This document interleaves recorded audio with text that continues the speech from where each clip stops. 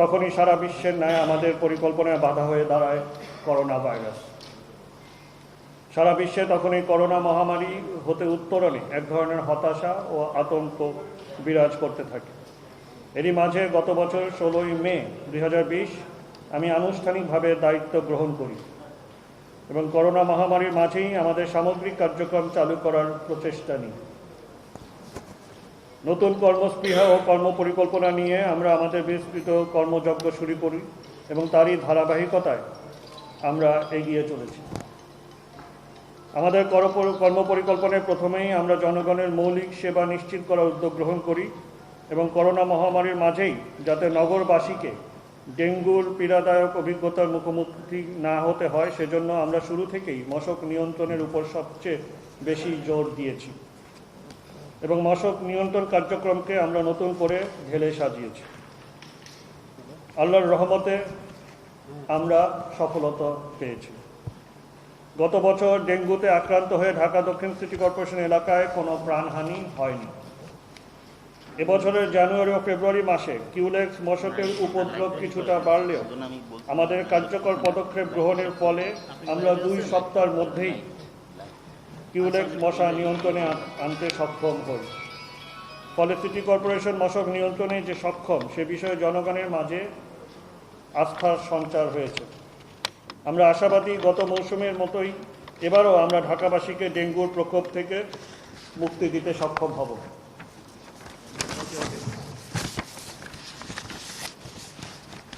দ্বিতীয়ত, আমরা বর্জ্য ব্যবস্থাপনার উপর গুরুত্ব আরোপ করি।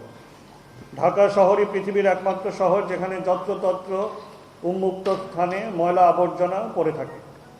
সেটাকে আমরা জাইকার পরামর্শ মোতাবেক ওয়ার্ড ভিত্তিক কর্মপরিকল্পনা অনুযায়ী ঢেলে সাজিয়েছি। ওয়ার্ড ভিত্তিক আমরা বর্জ্য সংগ্রহকারী নিবন্ধন করেছি। ওয়ার্ড ভিত্তিক বর্জ্য স্থানান্তর কেন্দ্র নির্মাণ কার্যক্রম হাতে নিয়েছি। আমার দায়িত্ব গ্রহণকালে বর্জ্য স্থানান্তর কেন্দ্র ছিল 21টি। আমার দায়িত্ব পালনকালে নতুন নতুন 6টি বর্জ্য স্থানান্তর কেন্দ্র এরই মাঝে আমরা উদ্বোধন করেছি, নির্মাণ সম্পন্ন হয়েছে। আগামী জুনের মধ্যে তা বেড়ে দাঁড়াবে আরও নতুন 14টি বর্জ্য স্থানান্তর নির্মাণ কার্যক্রম সম্পন্ন হবে এবং এই বছরের মধ্যে আমাদের লক্ষ্য 2021 সালের ডিসেম্বরের মধ্যেই আমরা 75টি ওয়ার্ডে 75টি বর্জ্য স্থানান্তর কেন্দ্র নির্মাণ কার্যক্রম সম্পন্ন করব। তার ফলে উন্মুক্ত স্থান হতে সম্পূর্ণরূপে বর্জ্য নির্মূল হবে বলে আমরা আশাবাদী। তৃতীয়ত, আমরা সড়কবাতির আলোয় দক্ষিণ সিটি কর্পোরেশন এলাকাকে আলোকিত করার বিষয়ে গুরুত্ব আরোপ করি। নতুন 18টি এলাকার কিছু অংশ বাদে দক্ষিণ সিটি কর্পোরেশনের পুরো এলাকায় এখন সড়কবাতি জ্বলছে। সেই 18টি ওয়ার্ডে যেসব এলাকায় সড়কবাতি নেই সেটির নতুন একটি প্রকল্পের মাধ্যমে আমরা সেখানে বাতি লাগানোর উদ্যোগ গ্রহণ করেছি এবং বর্তমানে আমাদের বিদ্যমান এলাকায় কোথাও সড়কবাতি নিয়ে অভিযোগ থাকলে আমরা দ্রুত ব্যবস্থা গ্রহণ করছি।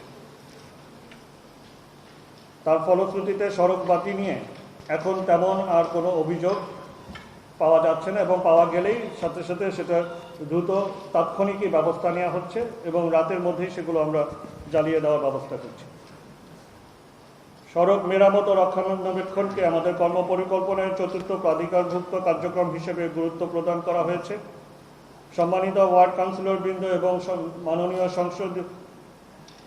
সংসদীয় আসনের মাননীয় সংসদ সদস্য বর্গের সুপারিশের আলোকে দক্ষিণ সিটি কর্পোরেশনের 75টি ওয়ার্ড এবং 8টি সংসদীয় এলাকায় আমরা নিজস্ব অর্থায়নে 125 কোটি টাকা ব্যয়ে সড়ক অবকাঠামো উন্নয়ন সংস্কার কাজ হাতে নিয়েছি, যা বর্তমান অর্থ বছরে সমাপ্ত হবে বলে আশা করছি।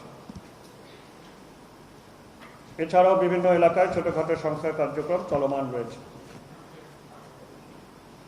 প্রিয় সাংবাদিক ভাই ও বোনেরা, আপনারা জানেন জলাবদ্ধতা এই নগরীর দীর্ঘদিনের পুঞ্জীভূত এক মানবিক সমস্যা।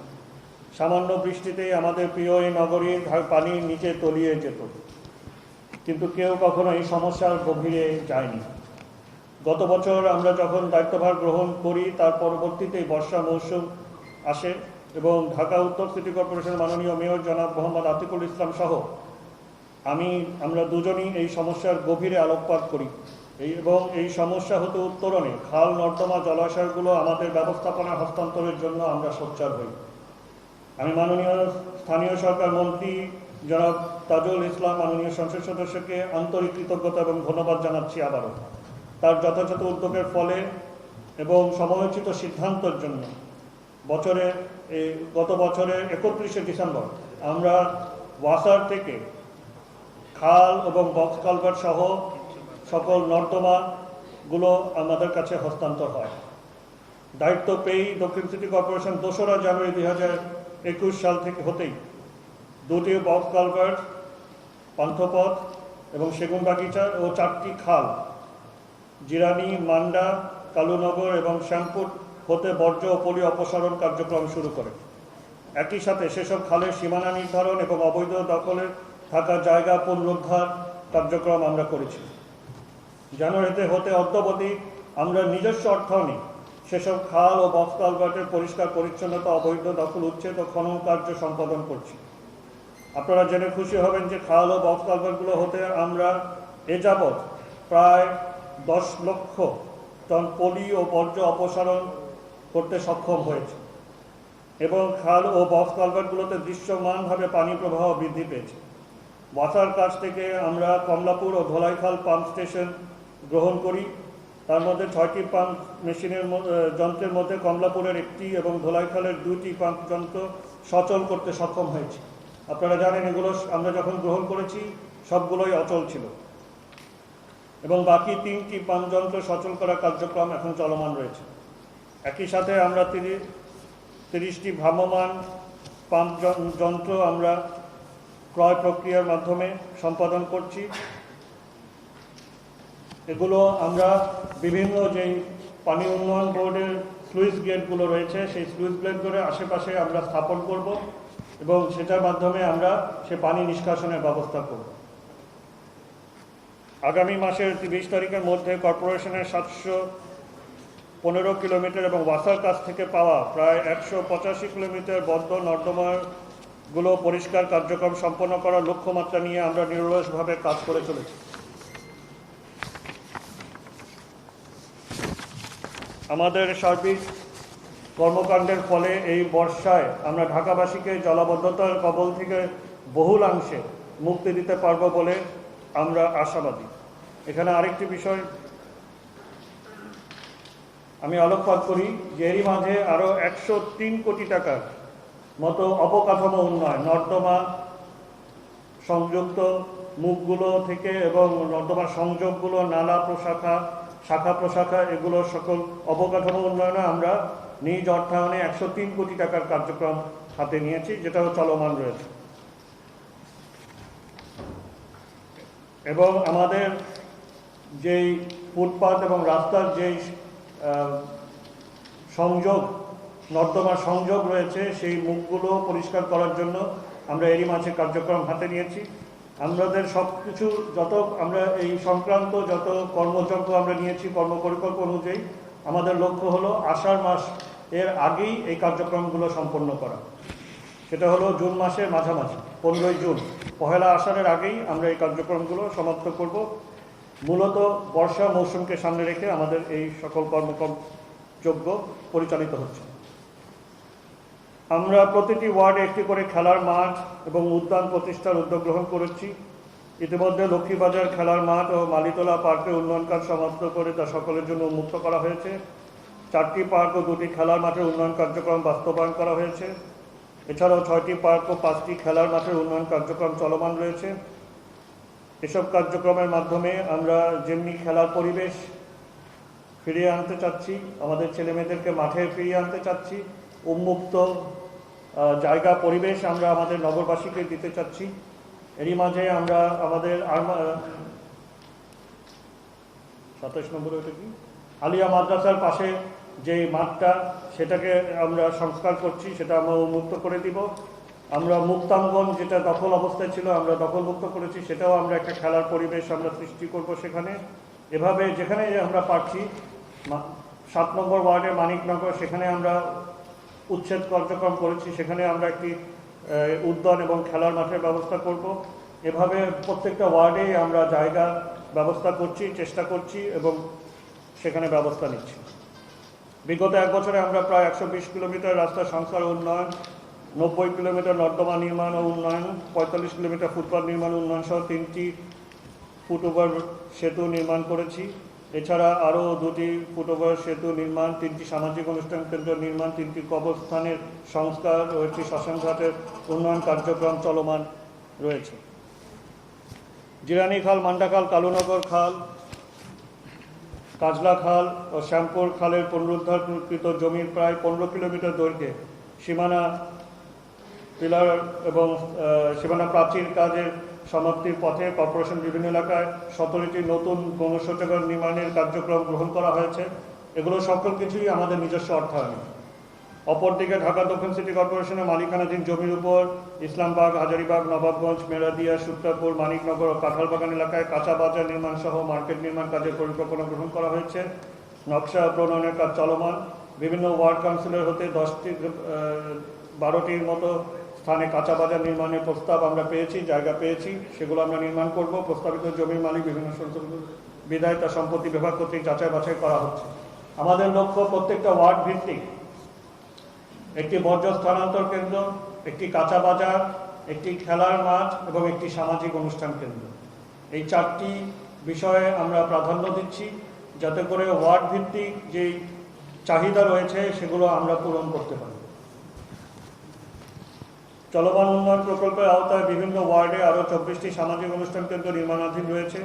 পাশাপাশি 75টা ওয়ার্ডে অন্তত একটি করে সামাজিক অনুষ্ঠান কেন্দ্র নির্মাণের লক্ষ্যমাত্রা নিয়ে পুরাতন 19টি ওয়ার্ডে এবং নবসংযুক্ত 18টি ওয়ার্ডে মোট 37টি নতুন সামাজিক অনুষ্ঠান কেন্দ্র নির্মাণ এবং 6টি বিদ্যমান পুরাতন কমিউনিটি সামাজিক অনুষ্ঠান কেন্দ্র সংস্কার ও উন্নয়ন সহ মোট 43টি সামাজিক অনুষ্ঠান কেন্দ্র নির্মাণের প্রকল্প প্রণয়ন করা হয়েছে। নবসংযুক্ত 18টি ওয়ার্ড এলাকায় নাগরিক সেবা প্রদান সহজতর করার লক্ষ্যে 5টি নতুন আঞ্চলিক কার্যালয় নির্মাণ ও পুরাতন এলাকায় 2টি সহ মোট 7টি আঞ্চলিক কার্যালয় নির্মাণের প্রকল্প প্রণয়ন করা হয়েছে। আমরা যে সকল সামাজিক অনুষ্ঠান কেন্দ্র নির্মাণ করছি সেখানেই আমাদের স্বাস্থ্য সেবা, আমরা একটি তলাতে আমরা আমাদের স্বাস্থ্য সেবা নিশ্চিত করছি। আপনারা জানেন যে আমাদের স্বাস্থ্যসেবার নতুন এলাকায় স্বাস্থ্যসেবা এখন পর্যন্ত আমরা কার্যকর করতে পারিনি আরবান হেলথ প্রোগ্রামের আওতায়, এবং আরবান হেলথ প্রোগ্রামটা 2023 সালে যে প্রকল্প আছে সেটা শেষ হয়ে যাচ্ছে। সুতরাং আমরা চাই আমাদের নিজস্ব সক্ষমতা বৃদ্ধি এবং স্বয়ংসম্পূর্ণ হওয়া, যাতে করে প্রত্যেকটা ওয়ার্ডের এলাকা ভিত্তিকই আমরা যাতে করে প্রাথমিক স্বাস্থ্যসেবাটা নিশ্চিত করতে পারি। সেই প্রাথমিক স্বাস্থ্যসেবা নিশ্চিত করার জন্য আমরা আমাদের যেই সামাজিক অনুষ্ঠান কেন্দ্রগুলো নির্মাণ করছি সেটারই একটি তলায় আমরা স্বাস্থ্যসেবার জন্য আমরা জায়গা রাখছি এবং সেখানেই ব্যবস্থা করা হবে, যাতে করে প্রত্যেকটা ওয়ার্ডের জনগণ জানে যে কোথায় গিয়ে তার সেই স্বাস্থ্যসেবাটা নিতে হয়। ঐতিহ্যের ঢাকা বাস্তবায়নে ইতিমধ্যে আমরা লালকুঠি হতে অবৈধ দখলদারি উচ্ছেদ করেছি এবং সেখানে সংস্কার ও রক্ষণাবেক্ষণ কার্যক্রম চলমান রয়েছে। দক্ষিণ সিটি কর্পোরেশনের ক্রীড়া ও সংস্কৃতি বিষয়ক স্থায়ী কমিটির সার্বিক তত্ত্বাবধানে সিটি কর্পোরেশন প্রথমবারের মতো একযোগে কর্পোরেশনের 75টি ওয়ার্ডে সফলভাবে ঐতিহ্যবাহী সাঁকরাই উৎসব আয়োজন করেছে। এছাড়াও আমরা আমাদের ঢাকা যে ফটকটা, যেটা মীর জুমলা নির্মাণ করেছিলেন, সংস্কার করেছিলেন, সেই ফটকটাও আমরা একটি ঐতিহ্যবাহী স্থাপনা হিসেবে, নিদর্শন হিসেবে আমরা তুলে ধরতে চাচ্ছি এবং সেটারও কাজ আরম্ভ হবে। সুধীমণ্ডলী, সচল ঢাকা গড়ার উদ্যোগ হিসেবে বাস রুট রেশনালাইজেশন কার্যক্রমে আমরা হাত দিয়েছি এবং আমরা আশাবাদী ছিলাম যে এপ্রিল নাগাদ একটি যাত্রাপথে রুটে পরীক্ষামূলকভাবে কার্যক্রম আরম্ভ আমরা করতে পারব। কিন্তু এরই মাঝে করোনা ভাইরাসের দ্বিতীয় ঢেউয়ের কবলে পড়ে আমরা কিছুটা পিছিয়ে পড়েছি, যদিও বা আমাদের প্রস্তুতিমূলক কার্যক্রম আমরা প্রায় শেষ পর্যায়ে নিয়ে এসেছি। করোনা মহামারী থেকে পরিত্রাণ পেলে এবং গণপরিবহন আবারও চালু হলে আমরা আশা করছি যে তা বাস্তবায়নের দিকে আমরা এগিয়ে যেতে পারব। পাশাপাশি আমরা সায়দাবাদ বাস টার্মিনালের সংস্কার কার্যক্রম শুরু করেছি। আপনারা জানেন এরই মাঝে আমরা ঢাকার পার্শ্ববর্তী 4টি এলাকায় আমরা নতুন করে আন্তঃজেলা বাস টার্মিনাল নির্মাণের জন্য জায়গায় আমরা দেখে এসেছি, আমাদের মাননীয় উত্তরের মেয়র সহ সে ব্যাপারেও কার্যক্রম নেওয়া হয়েছে। 2 লক্ষাধিকের ঊর্ধ্বে রিক্সা, ভ্যান, ঠেলাগাড়ি, টালি গাড়ি ও ঘোড়ার গাড়ি তথা অযান্ত্রিক যানবাহনকে আমরা নিবন্ধন কার্যক্রমের আওতায় এনেছি এবং তা প্রায় শেষ পর্যায়ে রয়েছে। এছাড়াও আধুনিক ও স্বয়ংক্রিয় ট্রাফিক লাইট ব্যবস্থাপনা চালুর লক্ষ্যে আমরা একটি প্রকল্প প্রণয়নের কাজ আরম্ভ করেছি। আপনারা জানেন, সুশাসিত ঢাকা বাস্তবায়নের লক্ষ্যে দায়িত্ব গ্রহণের প্রথম দিন থেকে আমি সচেষ্ট রয়েছি। আমরা যখনই যার বিরুদ্ধে সুনির্দিষ্ট অভিযোগ পাচ্ছি তৎক্ষণাৎ সেসব অভিযোগ আমলে নিয়ে ব্যবস্থা গ্রহণ করে চলেছি। গণমাধ্যমের যে কোনো বস্তুনিষ্ঠ সংবাদের ভিত্তিতে আমরা ব্যবস্থা গ্রহণ করছি। জনগণের কাছ থেকে প্রাপ্ত বিভিন্ন তথ্য, ইমেইলে, মুঠোফোনে যে সকল অভিযোগের তথ্যাদি বিচার বিশ্লেষণের মাধ্যমে দ্রুততার সহিত আমরা সেই সকল অভিযোগ নিষ্পত্তি করছি। কর্পোরেশনকে গণতান্ত্রিকভাবে পরিচালনার লক্ষ্যে জনপ্রতিনিধিত্বমূলক প্রতিনিধিত্ব আমরা আরও সোচ্চার করেছি। সেজন্য যেমন প্রশাসনিক সুশাসন নিশ্চিত করার আবশ্যকতা রয়েছে, তেমনি স্বচ্ছতা ও জবাবদিহিতা নিশ্চিত করা একান্ত অপরিহার্য। আর সুশাসন নিশ্চিত করার প্রথম ধাপ হলো আর্থিক সুশাসন নিশ্চিত করা। আপনারা নিশ্চয়ই সম্যক অবগত আছেন, দায়িত্বভার গ্রহণের 16তম দিনে আমরা প্রথম বোর্ড সভা করেছি এবং কর্পোরেশনের ইতিহাসে প্রথম সভাতেই আমরা অর্থ সংস্থাপন বিষয়ক স্থায়ী কমিটি গঠন করেছি এবং আজ অবধি কমিটি যথেষ্ট দক্ষতার প্রমাণ রেখে চলেছে। দ্বিতীয় বোর্ড সভায় আমরা প্রথমবারের মতো মেয়র প্যানেল নির্বাচনের মাধ্যমে কর্পোরেশন ইতিহাসের নতুন আরেকটি অর্জনের পালক যুক্ত করতে সক্ষম হয়েছি। এরই মাধ্যমে সুশাসিত ঢাকা গড়ার অভিযাত্রায় আমরা এগিয়ে চলেছি। এছাড়াও আমরা এরই মাঝে তৃতীয় বোর্ড সভায় ক্রীড়া ও সংস্কৃতি, চতুর্থ বোর্ড সভায় সমাজ কল্যাণ ও কমিউনিটি সেন্টার স্থায়ী কমিটি, পঞ্চম বোর্ড সভায় বাজার মূল্য পর্যবেক্ষণ, মনিটরিং ও নিয়ন্ত্রণ সংক্রান্ত স্থায়ী কমিটি এবং ষষ্ঠ বোর্ড সভায় শিক্ষা, স্বাস্থ্য, পরিবার পরিক্রমা, স্বাস্থ্য রক্ষা ব্যবস্থা বিষয়ক স্থায়ী কমিটি আমরা গঠন করেছি। কর্পোরেশনের সমাজ কল্যাণ বিভাগ এবং ক্রীড়া ও সংস্কৃতি বিষয়ক স্থায়ী কমিটির সার্বিক তত্ত্বাবধানে ঢাকা দক্ষিণ সিটি কর্পোরেশন প্রথমবারের মতো কর্পোরেশনের 75টি ওয়ার্ড হতে 63টি ফুটবল ও 64টি ক্রিকেট দলের অংশগ্রহণে জমকালো আন্তঃ ওয়ার্ড ক্রীড়া প্রতিযোগিতার সফল আয়োজন সম্পন্ন করেছে। এই কমিটি যেটা ঢাকাবাসী কর্তৃক অত্যন্ত সমাদৃত হয়েছে এবং আমাদের সন্তানদের মাঝে একটি উৎসাহ উদ্দীপনা সৃষ্টি হয়েছে এবং তারা ক্রীড়াতে, খেলাধুলাতে আবার ফিরে আসছে। এই কমিটি আগামী দিনে আমরা ঢাকা দিবস এবং নৌকা বাইচ অনুষ্ঠিত করতে চাই, সে ব্যাপারে আমরা কর্ম পরিকল্পনা নিয়েছি এবং আমরা আশা করছি যে বর্ষা মৌসুমে আমরা নৌকা বাইচ এবং জুলাই মাসের একটি সুনির্দিষ্ট দিনে আমরা ঢাকা দিবস পালন করতে বদ্ধপরিকর। প্রিয় সাংবাদিকবৃন্দ, এসব কার্যক্রমের সমন্বয়ে আমরা উন্নত ঢাকা গড়ে তোলার ভিত রচনা করে চলেছি। উন্নত ঢাকা গড়ার জন্য আমরা 30 বছর মেয়াদী integrated city master plan for Dhaka 2020-2050 মহাপরিকল্পনা প্রণয়ন করার উদ্যোগ নিয়েছি এবং গতকালই এই মহাপরিকল্পনা প্রণয়ন পরামর্শ প্রতিষ্ঠানের অংশগ্রহণে কার্যক্রম সম্পন্ন হয়েছে। যেহেতু কর্পোরেশন হতে এই ধরনের মহাপরিকল্পনা আগে কখনোই প্রণয়ন করা হয়নি, তাই এই পরিকল্পনা প্রণয়নে আমরা সংশ্লিষ্ট অংশীজনদের সাথে বারবার বৈঠক করছি, তাদের মতামত গ্রহণ করেছি এবং সার্বিক প্রেক্ষাপট বিবেচনা করে তার সমন্বয় সাধন করে চলেছি। মহাপরিকল্পনা প্রণয়নে নানামুখী বিচার বিশ্লেষণ ও সমন্বয়ের প্রয়োজনীয়তা রয়েছে বলে আমরা একটু সময় ব্যয় করেই তা চূড়ান্ত করছি এবং সেই সংক্রান্ত ঢাকা কেন্দ্রিক যে সকল সংস্থা, অন্যান্য কর্তৃপক্ষ যে সকল মহাপরিকল্পনা প্রণয়ন করেছে, তাদের নিজস্ব বা প্রকল্প কেন্দ্রিক পরিকল্পনা গ্রহণ করেছে, সেগুলো নিয়ে আমরা সমন্বয় করছি। আগামী দিনে উল্লেখযোগ্য কর্মপরিকল্পনা সংক্রান্ত তথ্যাদি: দখলমুক্ত পরিষ্কার করা জিরানি, মান্ডা, শ্যামপুর ও কালুনগর খালের পার ঘেঁষে দৃষ্টিনন্দন ওয়াকওয়ে, খেলার মাঠ, শিশু পার্ক স্থাপন সহ নগরবাসীর জন্য নান্দনিক পরিবেশ সৃষ্টি করার লক্ষ্যে খাল উন্নয়ন প্রকল্প প্রণয়ন করে মন্ত্রণালয়ে প্রেরণ করা হয়েছে। এটার সাথে অবশ্য ধোলাই খালও সংযুক্ত হবে। ধোলাই খালের যে আধার আছে পানি নিষ্কাশনের, সেটা সহ পুরো খালেরই আমরা নান্দনিক পরিবেশ সৃষ্টি করব। মাননীয় প্রধানমন্ত্রী জননেত্রী শেখ হাসিনার অভিপ্রায় অনুযায়ী পুরান ঢাকা ও কামরাঙ্গীর চরের মধ্য দিয়ে বয়ে চলা আদি বুড়িগঙ্গা চ্যানেল পুনরুদ্ধার করে দৃষ্টিনন্দন করে গড়ে তোলার জন্য এরই মাঝে সম্ভাব্যতা যাচাই কার্যক্রম চলমান রয়েছে। দীর্ঘমেয়াদী পরিকল্পনার আওতায় শীতলক্ষ্যা বালু নদীর তীর ঘেঁষে প্রশস্ত রাস্তা, সাইকেলের জন্য পথ, ফুটপাথ, সবুজায়ন সহ বিনোদনের ব্যবস্থা সৃষ্টিতে প্রকল্প প্রণয়নের উদ্যোগ গ্রহণ করা হয়েছে। নতুন কেন্দ্রীয় বাণিজ্যিক অঞ্চল প্রতিষ্ঠা আমরা করতে চাই। ঢাকা শহরে আমাদের ঢাকা দক্ষিণ সিটি কর্পোরেশন এলাকাধীন একটি মাত্র কেন্দ্রীয় বাণিজ্যিক অঞ্চল রয়েছে, সেটা হলো মতিঝিল। কিন্তু সেই মতিঝিল সেভাবে আমরা সেটাকে তুলে ধরতে পারিনি। আমরা উন্নত ঢাকার জন্য আরেকটি নতুন কেন্দ্রীয় বাণিজ্যিক অঞ্চল আমরা করতে চাই এবং সেটা আমরা যে সমীক্ষা করছি তাতে আমরা ধারণা করছি যে কামরাঙ্গীর চরে সেটা আমরা গঠন করব এবং আমরা মতিঝিলকেও আরও যাতে করে গ্রহণযোগ্য এবং আরও উন্নত করা যায় সে ব্যাপারেও আমরা কার্যক্রম হাতে নিব। নবসংযুক্ত এলাকা পরিকল্পিত উপশহর আমরা গড়ে তুলব এবং ঢাকা দক্ষিণ সিটি কর্পোরেশন এলাকায় একটি 50 তলা বিশিষ্ট আন্তর্জাতিক মানের সম্মেলন কেন্দ্র নির্মাণের পরিকল্পনা আমরা গ্রহণ করছি। এছাড়াও জলাবদ্ধতা দূরীকরণ ও সড়ক অন্তর্জাল তৈরির পরিকল্পনা বিবেচনাধীন রয়েছে। বিশেষ করে জলাবদ্ধতা নিরসনে দীর্ঘমেয়াদী পরিকল্পনা প্রণয়নের কার্যক্রম চলছে।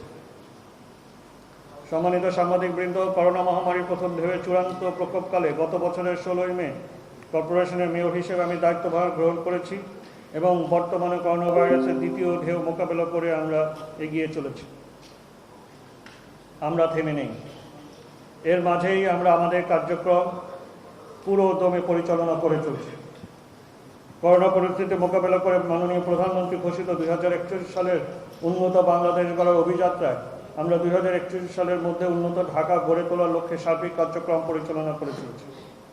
আমি মনে করি আমার 5 বছর মেয়াদের মধ্যে বিগত 1 বছরের করোনার কারণে আমাদের কার্যক্রম কিছুটা বাধাগ্রস্ত হলেও উন্নত ঢাকার সোপান পানে একটি মজবুত ভিত্তি রচনা করতে আমরা সক্ষম হয়েছি। সেই ভিত্তি রচনায় গণমাধ্যম বরাবরই ইতিবাচক ভূমিকা রেখেছে। আমি দৃঢ়ভাবে বিশ্বাস করি আগামী দিনেও গণমাধ্যমে সেই সহযোগিতা অব্যাহত থাকবে এবং আমরা সকলে মিলে একটি উন্নত ঢাকা গড়ে তুলব ইনশাআল্লাহ। আমাদের বিশেষ করে আমি ধন্যবাদ জানাতে চাই আমাদের সকল কাউন্সিলরবৃন্দ। একটি বিষয় আপনারা লক্ষ্য করবেন, আমরা যে সকল স্থায়ী কমিটি গঠন করেছি সেখানে সদস্য হিসেবে আমাদের অন্য দলের যারা সদস্য কাউন্সিলর তাদেরকেও কিন্তু আমরা সেই স্থায়ী কমিটিতে আমরা সদস্য হিসেবে রেখেছি এবং আমরা এই কর্পোরেশনের সকল কাউন্সিলরবৃন্দ ঐক্যবদ্ধভাবে দলীয়ভাবে একটি শৃঙ্খলার মধ্যে আমরা নিরলসভাবে কাজ করে চলেছি। আমি আমার কাউন্সিলরবৃন্দদেরকে আন্তরিকভাবে আমার কৃতজ্ঞতা এবং ধন্যবাদ জানাই।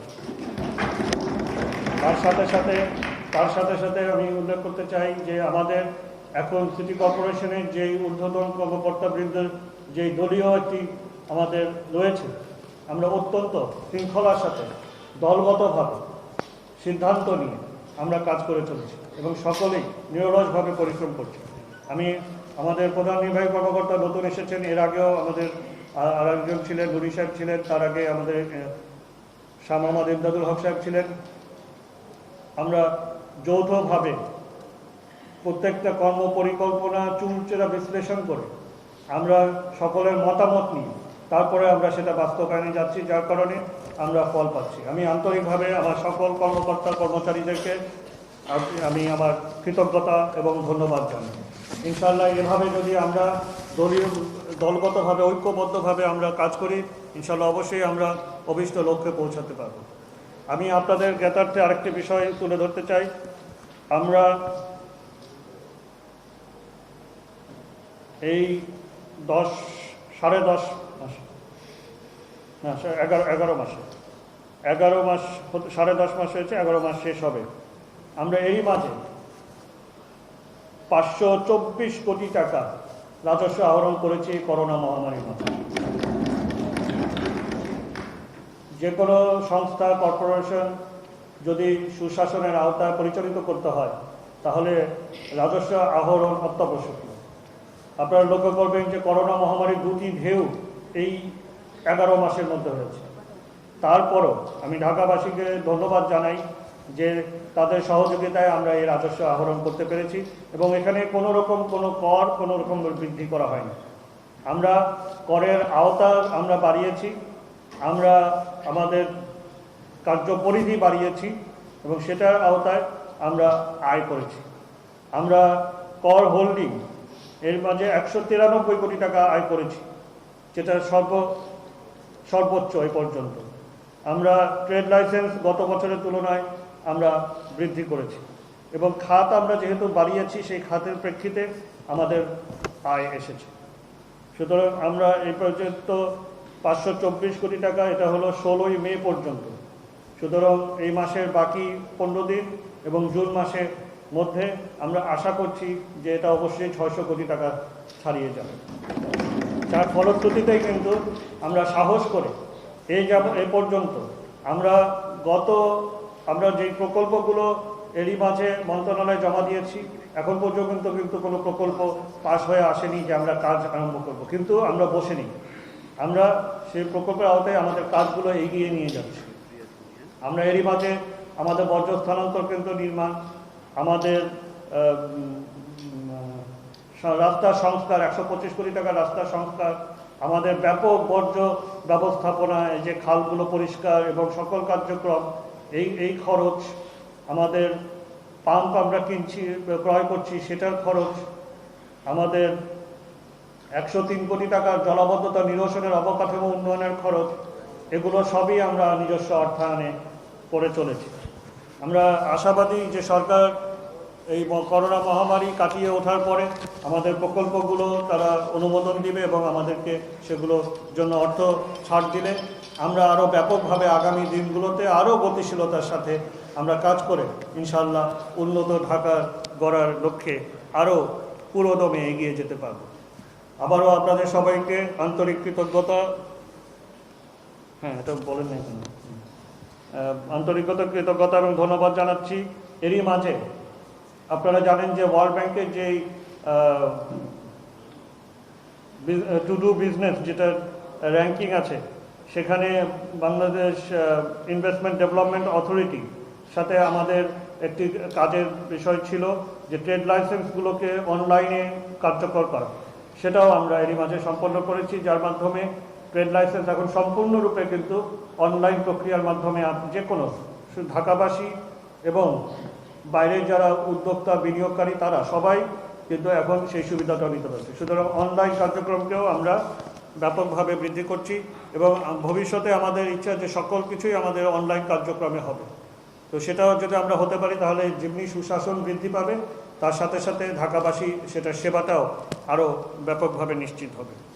সুতরাং আমি সবাইকে আবারও আন্তরিক কৃতজ্ঞতা, ধন্যবাদ, বিশেষ করে মাননীয় প্রধানমন্ত্রী জননেত্রী শেখ হাসিনা, যিনি আমাকে মনোনয়ন দিয়েছেন, বাংলাদেশ আওয়ামী লীগের সকল নেতাকর্মী যারা নিরলসভাবে পরিশ্রম করেছেন এবং সর্বোপরি ঢাকার প্রিয় ঢাকাবাসী যারা নির্বাচিত করে আমার উপর আস্থা রেখেছেন, সবাইকে আন্তরিক কৃতজ্ঞতা এবং ধন্যবাদ জানিয়ে আমার বক্তব্য শেষ করছি। জয় বাংলা, জয় বাংলা।